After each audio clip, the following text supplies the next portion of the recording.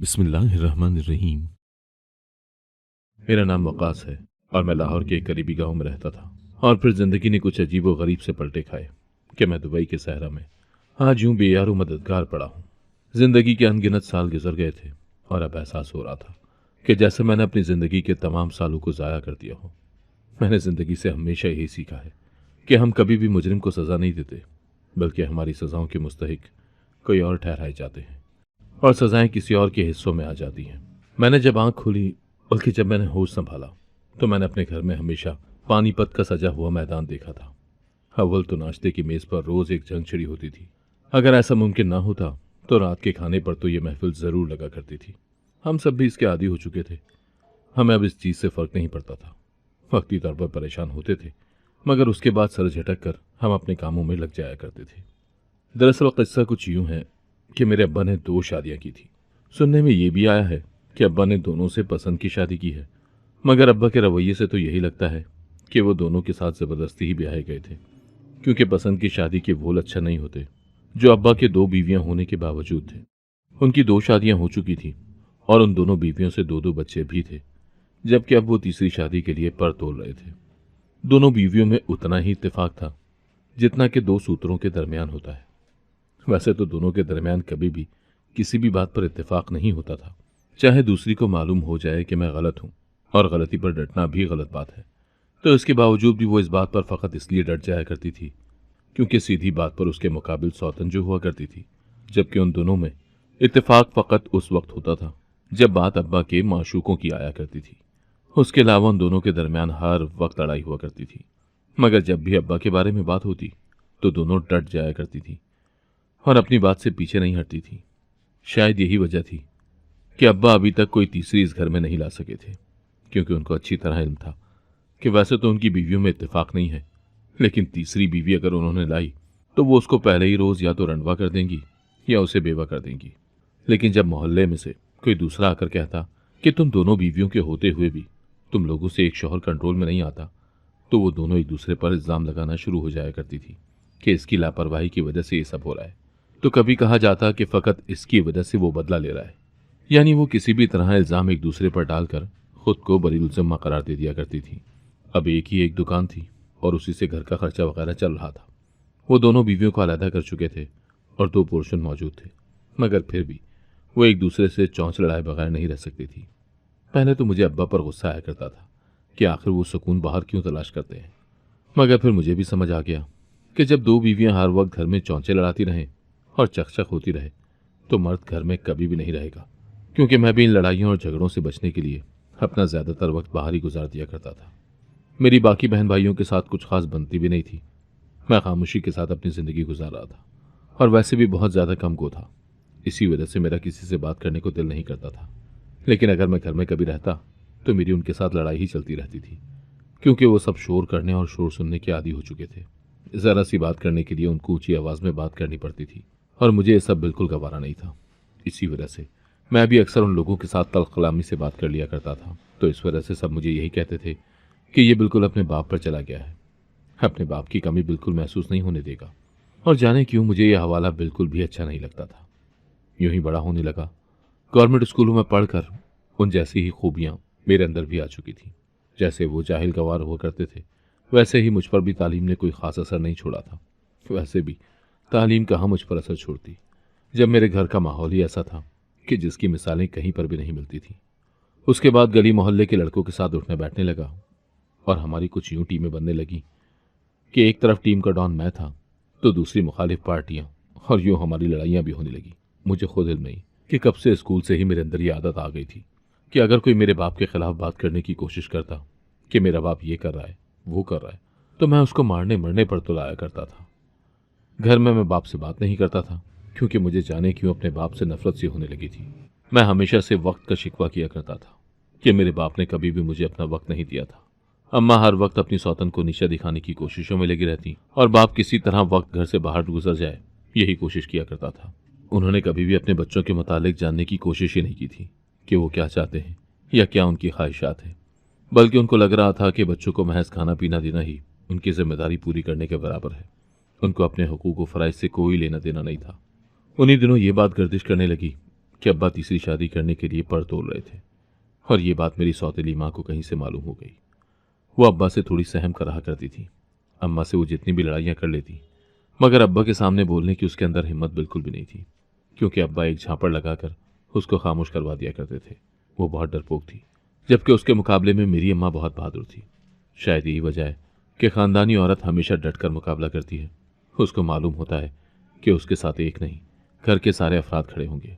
इसीलिए उसने ये बात अम्मा को बताई, क्योंकि अम्मा काफ़ी जज्बाती थी और उस औरत को ये बात अच्छी तरह मालूम थी कि अम्मा सारी बात खुद पर ले आएगी, कि उन्हें खुद इल्म हुआ है कि अब्बा तीसरी शादी करने के लिए पर तोल रहे हैं।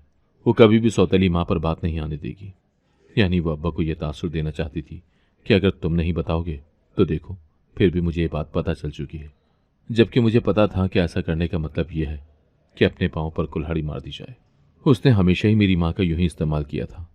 इसी वजह से तो अम्मा और अब्बा के दरमियान ताल्लुकात कभी खुशगवार नहीं हुए थे। उन दोनों ने कभी भी बैठकर प्यार मोहब्बत से बात नहीं की थी, बल्कि दोनों के दरमियान बात होती ही तब थी जब कोई लड़ाई झगड़ा या इख्तलाफ होता था। तो मैं पहले तो खामोशी से उन दोनों की बातों को सुनता रहा। मैंने पहले भी बताया ना कि उन दोनों में इत्तेफाक सिर्फ अब्बा की बात पर हुआ करता था, कि जब बस अब्बा से लड़ाई करनी हो तो दोनों में बहुत इत्तेफाक हो जाया करता था, कि जैसे कभी लड़ाई ही ना हुई हो, बल्कि जैसे ये दोनों आपस में सौतने नहीं बल्कि सगी बहनें हों। पिछले काफ़ी दिनों से घर में काफ़ी ज़्यादा खामोशी थी, और मुझे तो यही लग रहा था कि जैसे मेरी सौतेली माँ को यही खामोशी खल रही थी, क्योंकि उसको भी काफ़ी शौक था कि घर में कोई छोटा मोटा मेला लगा ही रहे, जिससे वही नहीं बल्कि पूरे मोहल्ले वाले भी मुस्तफ़ीद होते रहे। अब मैं इतना छोटा नहीं रहा था कि मुझे इल्म ही ना हो कि इस घर में लड़ाइयाँ कौन करवा रहा था, बढ़ते इख्तलाफात की वजह कौन था। वही औरत जो देखने में बज़ाहिर मासूम लगती थी, अब्बा के सामने नहीं बोलती थी। वही अम्मा की पोजीशन को अब्बा के सामने ख़राब कर चुकी थी, और अम्मा खुद को ताकतवर साबित करने के चक्करों में अब्बा के सामने इंतहाई कमज़ोर हो चुकी थी। मुझे ये जानकर बहुत दुख हुआ और अपनी माँ की मासूमियत पर तरस भी आया और बहुत ज़्यादा गुस्सा भी आया, लेकिन मैं खामोश रहा। मेरे दिल में एकदम से अपनी सौतेली माँ के लिए नफरत का तूफान उमड़ आया था, जिसे मैंने बड़ी ही मुश्किल से जब्त करने के बाद अम्मा को देखा और उनके पास बैठकर उनको देखते हुए संजीदगी से एक नज़र सौतेली माँ को देखने के बाद अपनी अम्मा से कहा कि अब की बार अब्बा से तुम लड़ाई नहीं करोगी। जिस पर अम्मा ने मुझे देखते हुए कहा, तुमने सुना नहीं वो तीसरी शादी कर रहा है? अगर तीसरी औरत हमारे घर में आ गई तो हमारा घर टूट कर बिखर जाएगा। जिस पर मैंने हंसते हुए कहा कि घर तो माँ पहले से ही बहुत टूट कर बिखर चुका है, लेकिन अगर तो वो फैसला कर चुका है तो उसे कोई नहीं रोक सकता। अगर उसने ऐसा कोई फैसला नहीं किया है तो ये ना हो कि तुम्हारी जिद में आकर वो कोई ऐसा फैसला कर ले जिस पर तुम्हें पछताना पड़े। अम्मा, ये बात तो मुझे पता चल चुकी है कि अब्बा ने इस औरत से शादी फ़कत तुम्हारी जिद में आकर की थी, क्योंकि तुम्हारी ज़बान दराजी ने उन्हें इस पर मजबूर किया था कि वो तुम्हें कोई ऐसी सज़ा दे, वरना अब्बा इतने संगदिल तो हरगिज़ नहीं है। और तुम दूसरों की अफवाहों पर यकीन मत किया करो। मेरी अम्मा ने खामोशी से मुझे यूं देखा जैसे उसे उम्मीद ही ना हो, जबकि सौतेली माँ भी सदमे भरी हैरान कुन नज़रों से मुझे ही देख रही थी। और फिर मैंने अपनी सौतेली माँ की जानिब देखते हुए कहा कि हमें अब्बा की तीसरी शादी से कोई मसला नहीं है। अगर आपको कोई मसला है तो आप जाकर अब्बा से बात करें। हमारी बला से वो तीसरी तो क्या, चौथी भी साथ ही ले आए। मैं अब अपनी अम्मा की ढाल बनना चाहता था। जिस पर मेरी सौतेली माँ ने कहा कि वो तुम्हारी माँ से डरता है, मैं इसीलिए ये बात कर रही हूँ। तो मैंने भी कह दिया कि अगर वो मेरी माँ से डरता है तो आप भी डरा कर रखें। लेकिन इस बार मेरी माँ कोई बात नहीं करेगी, क्योंकि हर बार मलबा और सारा नज़ला इसी पर गिरता है। इसीलिए आप जाकर ये जिम्मेदारी अब संभालें, क्योंकि अगर अम्मा अब्बा से पहले संभल जाते तो वो दूसरी शादी कभी भी न करते। इस पर वो गुस्से से तिलमिलाती हुई वहां से चली गई और कहने लगी, जब वो तीसरी ब्याह कर घर में लाएगा ना तुम्हारे जैसे जवान बेटे होते हुए, तो देखना मोहल्ले वाले 100 बातें करेंगे और वो आने वाली बहुत तेज होगी। देखना हमसे सब कुछ छीन लेगी। अम्मा को तो बहुत ज़्यादा फिक्र हुई। उन्होंने मुझे कहा कि मुझे एक बार तुम्हारे बाप से बात करने दो। जिस पर मैंने सख्ती से कहा कि अगर आपने कोई बात कही ना तो याद रखिएगा, मैं ये घर हमेशा के लिए छोड़कर चला जाऊंगा, क्योंकि बड़ी मुश्किलों से घर में थोड़ी खामोशी हुई है, और अगर दोबारा से इस खामोशी की दबीज चादर को किसी ने चाक किया तो मैं यहां पर नहीं रहूंगा।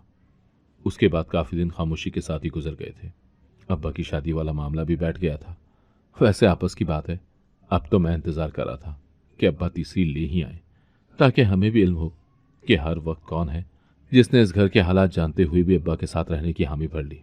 घर में लड़ाइयाँ भी जाने क्यों कम होने लगी थी, और अब मुझे इस बात की परेशानी होती थी कि कहीं सबका जहनी तवाजुन अपनी जगह से हिल तो नहीं गया, जो उनको लड़ाइयों में कोई दिलचस्पी नहीं रही। अम्मी अपने काम में लगी रहती हैं, और मेरी सौतेली माँ भी दूसरे के मामले में टांग अड़ाना जैसे छोड़ चुकी थी। और फिर ज़्यादा दिन नहीं गुजरे थे जब एक रोज़ मैं अपने दोस्तों के साथ अपने डेरे पर बैठा हुआ था, तो अचानक किसी ने आकर बताया कि तुम्हारे अब्बा की तीसरी शादी की खबर गर्दिश कर रही है। ये बात काफ़ी दिन बाद आई थी, इसीलिए मैंने थोड़ा हैरानी से उसको देखा। उसने बताया कि वो सच कह रहा है और किसी घर में तुम्हारे अब्बा को जाते देखा है। मैंने यकीन नहीं किया, और ये बात यकीन करने वाली तो बिल्कुल भी नहीं थी, लेकिन मुकाबिल मेरा दोस्त था और मेरा खैर खा था, इसीलिए मुझे उस पर यकीन करना ही पड़ा, क्योंकि मुझे पता था कि वो ऐसे ही बेबर के नहीं उड़ाता। उसे अच्छी तरह इल्म है कि मैं किसी को उड़ाने से पहले अब सोचूंगा नहीं, जितना मैं अंदर से भरा हुआ था। उसने मुझे बताया कि रोज़ 4 बजे तुम्हारा बाप उस घर में जाता है, तो मुझे एहसास हुआ कि इसी वजह से शायद वो घर देर से आता है। मैंने उससे कहा कि अब जिस दिन भी वो जाए तो मुझे बता देना। अब मुझे बेसब्री से इंतजार था, क्योंकि मैं अब्बा को रंगे हाथों पकड़कर उनको शर्मिंदा करना चाहता था। लेकिन कभी कभी किस्मत कुछ और ही करके बैठी होती है। जैसे ही 4 बजे के करीब मेरे दोस्त ने मुझे इत्तला दी कि तुम्हारा अब्बा उसी मखसूस घर में जा चुका है, तो मैं भी फौरन से वहां पहुंच गया, और दरवाज़ा बंद था। ये देखकर मैंने लब भींच लिए। मैं दरवाजे को क्रॉस करना चाहता था, मगर मेरे दोस्तों ने मुझे समझाया कि यह इंतहाई गैर अखलाकी हरकत है, इस पर तो पुलिस केस भी बन सकता है, इसीलिए बेहतर है कि तुम ऐसा ना करो, बल्कि तुम दस्तक दो और फिर उसके बाद तुम अंदर चले जाना। उनकी बात मानकर मैंने दस्तक दी, तो दरवाज़ा अब्बा ने खोला, और वो मुझे देखकर काफ़ी हैरान हुए थे। शायद वो मुझे यहाँ देखने की तवक्को तो बिल्कुल नहीं कर रहे थे, जबकि मैं आंखों में फतह के जुगनू लिए उनको यूं देख रहा था जैसे मैंने वाकई रंगे हाथों उन्हें पकड़ लिया हो। मगर कहानी अभी बाकी है। मैंने उनको दरवाजे से हटने को कहा, क्योंकि मैं उस औरत को भी तो देखना चाहता था जो मेरी तीसरी माँ बनने के ख्वाब देख रही थी, या वो बन चुकी थी। वो भी खामोशी से वहां से हट गए और मुझे अंदर आने का इशारा किया। मैंने अपने बाकी दोस्तों को वहीं खड़े रहने को कह दिया, मगर यह भी कह दिया कि अगर मैं सीटी बजाऊं तो तुम लोग अंदर आ जाना, क्योंकि मैं नहीं जानता था कि हालात किस रुख को जा सकते हैं। और जब मैं अब्बा के साथ अंदर आया तो ये देखकर मेरे पैरों तले से ज़मीन निकल गई और आसमान जैसे सर पर गिर गया, और मैं तो ज़मीन में धंस गया था। बेड पर एक बूढ़ी औरत लेटी हुई थी और अब्बा शायद उसको खाना खिला रहे थे। तो मैंने नासमझी से अब्बा को देखा, तो उन्होंने कहा, तुम ये देखने आए हो ना कि शायद तुम्हारा बाप तीसरी शादी कर चुका है। मैं शर्मिंदगी की वजह से तो सर ही नहीं उठा सका था। बात तो यही थी, अब मैं इनकार भी नहीं कर सकता था, क्योंकि वो मेरा बाप था, वो सब बातें जानता था। फिर उसने मुझे बैठने का इशारा करते हुए कहा, तुम्हारा भी कसूर नहीं है। जिस तरह की बातें मेरे मुतालिक गर्दिश कर रही हैं, तो ये बात सोचना आम सी बात है। अब्बा ने बताया कि इस बूढ़ी औरत के इस दुनिया में कोई भी नहीं है। मैं रोज़ इसको खाना खिलाने आता हूँ, कुछ ज़रूरत की चीज़ें भी दे जाता हूँ। मैं इसको अपने घर लाना चाहता था कि वहाँ अच्छे से खिदमत की जा सके, मगर तुम्हारी माँ को ये लगता था कि शायद खुदा न करे ये मेरी किसी माशूका की माँ है जिसका मैं ख्याल रख रहा हूँ, जबकि ये वो औरत है। जब मेरे पास कुछ भी नहीं था तो इसने मुझे अपनी दुकान पर नौकरी दी थी। इसकी एक ही बेटी है और वो शादीशुदा है, और उसका शौहर इजाज़त नहीं देता कि वो इतने दिन यहाँ पर रुके। मेरे लिए वो बहनों जैसी है, लेकिन जिस तरह की खबरें मेरे बारे में गर्दिश कर रही हैं, मैं उनकी जानिब देखना भी नहीं चाहता, क्योंकि मैंने दुनिया वालों को सफाइयाँ देना छोड़ दी हैं, और मैं अपनी तमाम कोशिशें फ़कत अल्लाह के लिए कर रहा हूँ कि शायद इसके बदले मेरी ज़िंदगी में सुकून आ जाए। और मैं इस बूढ़ी माँ की खिदमत किसी एहसान की वजह से नहीं कर रहा, बल्कि मेरा फ़र्ज़ था। रोज़ रात को इसके पास एक लड़की छोड़ के जाता हूँ ताकि वो उसकी खिदमत कर सके। वो शख्स जो कल तक मुजरिम लग रहा था, एकदम से वो फरिश्ता बन गया था। मैं बहुत शर्मिंदा था, इसीलिए उसके आगे हाथ जोड़े और कहा कि आपने ये बात घर वालों से क्यों नहीं कही। तो उन्होंने हंसते हुए कहा, बरखुरदार, तुम भी तो वहीं पर रहते हो, तुम्हें लगता है कि वहां पर मेरी किसी बात की कोई अहमियत है, या मेरी बात को समझा जाता है, या उसको सच तस्लीम किया जाता है। मैंने इसीलिए लबों पर कफल लगाकर उनको वही सोचने दिया जो सोचकर उनको तस्कीन मिल रही है, या जिससे उनके पास आपस में गुफ्तगू करने को कुछ इकट्ठा हो रहा है। मैं बहुत ज़्यादा शर्मिंदा हो चुका था। मुझे कम अज़ कम अपने बाप से तो पूछना चाहिए था। मैं वैसे ही औरों की बातों में आकर उससे अजीब सी नफरत करने लगा था। मैंने माफ़ी मांगी तो उसने कहा, कोई बात नहीं, ये गलतफहमियां जन्म लेती रहती हैं, मगर मुझे खुशी है कि तुम्हारे दिल से ये बदगुमानी की पट्टी मादूम हो गई। अब मैंने अब्बा से वजह पूछी कि उन्होंने 2 शादियां क्यों की थी, तो उन्होंने बताया कि दोनों शादियां मेरी माँ की मर्जी से हुई थी। तुम्हारी सौतेली माँ उनकी भांजी थी, और शादी के कुछ दिनों बाद उसको तलाक हो गई थी, और मेरी माँ बहुत परेशान हो गई थी। उन्होंने अम्मा से गुजारिश की थी कि मुझे उसके साथ शादी करने दें, और तब तुम्हारी माँ भी रजामंद हो गई थी। मुझे नहीं मालूम कि शादी के चंद ही दिनों बाद उन दोनों को क्या हो गया था। मैंने दोनों में इंसाफ करने की कोशिश की थी, दोनों को एक जैसा घर दिया, मगर फिर भी दोनों मुझे सुकून नहीं दे सकी। शायद इस सब में मेरा ही कोई कसूर था। मुझे उस दिन अब्बा पर बहुत तरस आया था। मुझे एहसास हुआ था कि वो तो बेचारे बिल्कुल मुकम्मल तौर पर बेकसूर थे। ये तो उनकी बीवियां थीं जिनके दरमियान वो चक्की की तरह पिस रहे थे। मैंने घर जाकर उनको सख्ती से मना किया कि आइंदा घर में किसी भी किस्म का कोई हंगामा नहीं किया जाएगा। हालात एकदम से बदलने लगे थे, मगर जाने किसकी नज़र लग गई। मुझे अपने सौतेले बहन भाइयों से कोई मसला नहीं था। न मुझे उनके होने से खुशी थी और न उनके ना होने से कोई मसला था। उस रात मेरी बहन बहुत ज़्यादा रो रही थी कि उसे उसी वक्त आइसक्रीम खानी है। उस रात बहुत ज़्यादा बारिश हो रही थी, तो हमने उसे समझाने की कोशिश की कि सुबह होते ही हम तुम्हें आइसक्रीम खिला देंगे, मगर वो तो जैसे बज़िद थी कि अगर वो अभी आइसक्रीम नहीं खाएगी तो वो पता नहीं जैसे मर जाएगी। काश वो मर ही जाती। बाप तो वैसे भी बेटियों की हर ख्वाहिश पूरी करने के लिए जान की बाजी लगा देते हैं। उस रात अब्बा आइसक्रीम लेने के लिए बाहर गए। बाहर तो वो अपने कदमों पर गए थे, लेकिन वापस उन्हें 4 कंधों पर लाना पड़ा था। वो किसी गाड़ी के नीचे आ गए थे और अपनी जान की बाजी हार चुके थे। हम सब पर तो जैसे आसमान ही टूट पड़ा था, क्योंकि अभी हमें जिंदगी जीते हुए दिन ही कितने हुए थे। सभी मेरी उस बहन से नफरत करने लगे थे कि उसकी वजह से ही ये सब हुआ था। अगर वो जिद ना करती तो ये कभी भी ना होता। वो भी बहुत ज़्यादा रोती, खुद को मुजरिम समझती रहती और कहती कि मैं नहीं जानती उस दिन मुझे क्या हुआ था। मैंने तो आज से पहले कभी भी जिद नहीं की। वो सबसे माफ़ी मांगती, मगर उस माफ़ी से हमें अब्बा वापस नहीं मिल सकते थे। इसीलिए हम में से किसी ने भी उसकी माफ़ी को तस्लीम नहीं किया था। अब्बा के जाने के 2 हफ्ते बाद मेरी सौतेली माँ भी इंतकाल कर गई। उनके जाने का वाकई मुझे दुख हुआ था, क्योंकि आखिरी दिनों में वो बहुत अच्छी हो चुकी थी। उसके बाद मेरा सौतेला भाई भी घर से जा चुका था। मुझे कुछ नहीं पता कि वो कहाँ गया था। मैंने उसे तलाश करने की कोशिश की, लेकिन मुझे इल्म नहीं हो सका था कि वो कहाँ गया है। हमारा घर और उसका शीराज़ा एकदम से बिखर चुका था, और इस सबको अभी 6 से 7 माह ही गुजरे थे कि मेरी अपनी माँ भी इंतकाल कर गई। और ये वो सदमा था जो मुझे चूर चूर कर गया। मैं नहीं जानता था कि ऐसा क्या हुआ था। कभी कभी तो मुझे ये लगता था जैसे किसी ने काला जादू करवा दिया हो और सब कुछ उसकी नज़र हो गया हो। जिंदगी से एकदम नफरत सी होने लगी थी। अपनी सौतेली बहन का तो दिल करता था कि गला ही घोंट दूं, लेकिन ऐसा तो नहीं कर सकता था मैं। मेरा बिल्कुल भी दिल नहीं लग रहा था। मेरी सौतेली बहन भी पागल हो चुकी थी और अब वो मुकम्मल तौर पर मेरी जिम्मेदारी थी, जबकि मुझे यहाँ पर कोई अच्छी नौकरी भी नहीं मिल रही थी और वैसे भी मैं यहाँ रहना ही नहीं चाहता था। इसीलिए यहाँ से सब कुछ बेचकर मैंने दुबई जाने का फैसला किया। ये फैसला आसान नहीं था, लेकिन वहाँ जाकर कम से कम मैं नई जिंदगी तो शुरू कर सकता था। वहाँ गए हुए मुझे चंद महीने ही हुए थे कि जिंदगी जैसे मुझ पर तंग होने लगी थी। और एक दिन मैंने एक अरबी शख्स को अपनी बहन बेच दी, क्योंकि उसने मुझसे वादा किया था कि वो मेरी बहन का बहुत ख्याल रखेगा। इसीलिए मैंने उस पर यकीन रखा था और उसने मुझे ये भी यकीन दिलाया था कि वो उसका इलाज करवाएगा। मैं ये नहीं करना चाहता था, लेकिन मैंने सोचा कि पागल है, इसका मैंने क्या करना है। अभी कुछ ही दिन गुजरे थे कि अरबी सेठ मुझे बुलाता और हज़ारों रुपए देकर कहता कि तेरी बहन सोने की चिड़िया है। मैं ही सुनकर परेशान हो जाता। एक दिन पैसे लेने गया तो मुलाजमा चुपके से बोली कि ऊपर कमरे में चला जा। मैं जूं ही गया तो चांद निकलने लगी। मैं कांपती टांगों से आगे बढ़ा, क्योंकि वहां कोई और नहीं, मेरा वही सौतेला भाई बैठा हुआ था। मैं बेयकीनी से उसे देख रहा था और वो मुझे देख रहा था। फिर उठकर उसने मुझे गले लगाया और हम दोनों रो पड़े। मैंने शर्मिंदगी से कहा कि क्या मैंने हमारी बहन को तुम्हें बेचा था? तो उसने कहा, हाँ, तुमने मुझे ही बेचा था। मैंने उससे माफ़ी मांगी और कहा कि तुम्हारे बाद सब कुछ इतना बर्बाद हो गया था कि मैं ज़हनी तौर पर मफलूज होकर रह गया हूँ। जब उसने मुझे ये कहा कि वो उसका इलाज भी करवाएगा और मुझे पैसे भी देगा, तो मैं पता नहीं क्यों मान गया। उसने कहा कि हर काम में कोई ना कोई मसलहत होती है। जब तुम यहाँ पर आए थे तो मुझे इल्म हो गया था, इसीलिए कहता था कि वो सोने की चिड़िया है।